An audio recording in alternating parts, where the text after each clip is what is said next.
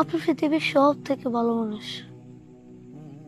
আপনি আপনার উম্মতের নাজাতের জন্য সব সময় আল্লাহর কাছে দোয়া করতেন।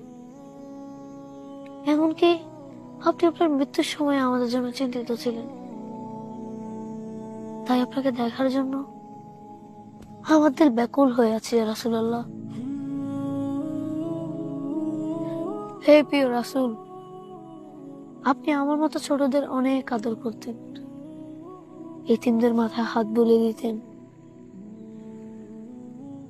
আপনি আবু উমারের পোষা পাখি নুগাইরের খোঁজ খবর নিতে ভুলেন নাই। আপনি আপনার নাতিদের সাথে খেলাধুলা করতেন, গোনা হয় তাদেরকে পিঠে নিয়ে ঘুরতেন। আপনার মতো পরম বন্ধুকে আমি একবার হলো স্বপ্নে দেখতে চাই।